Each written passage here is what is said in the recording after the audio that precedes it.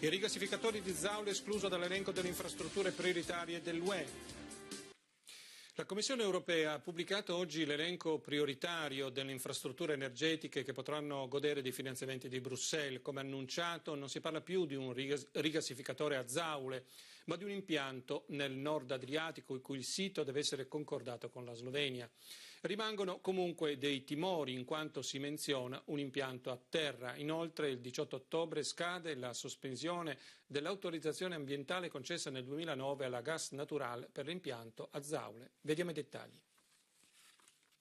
C'è soddisfazione, ma permangono tuttora delle preoccupazioni per la nascita di rigassificatori nell'area alto-adriatica dopo l'odierna pubblicazione a Bruxelles dell'elenco di quasi 250 progetti europei, tra cui 6 italo-sloveni, che potranno concorrere sino al 2020 a 5,8 miliardi di euro.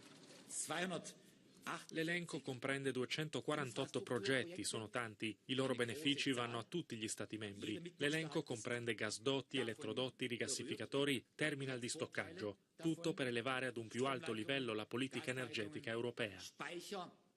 In un comunicato la premier Alenka Bratušek ha espresso soddisfazione per il fatto che l'elenco non menzioni più i rigassificatori di Zaule. Ha comunque ricordato che Lubiana non si oppone ad un impianto nell'Alto Adriatico, la cui collocazione deve essere discussa con Italia e Croazia e deve trovare il consenso della Slovenia. Il fatto che non ci sia e che ci sia un impianto dell'Alto Adriatico mi sembra importante, anche perché mi sembra si dica anche che la scelta dovrà avvenire in accordo fra i paesi interessati e quindi questo è un ulteriore elemento di garanzia.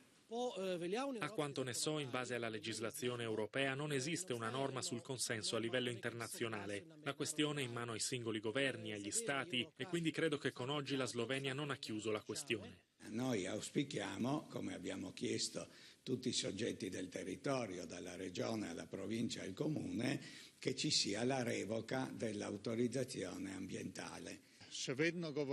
La cosa ci preoccupa in quanto se si continua a parlare di questo progetto, malgrado tutte le opinioni negative delle autonomie locali, significa che dietro ci sono determinati interessi. Il timore è che in presenza dell'impossibilità di realizzare l'impianto a Zaule, la Gas Natural possa intentare causa contro lo Stato italiano.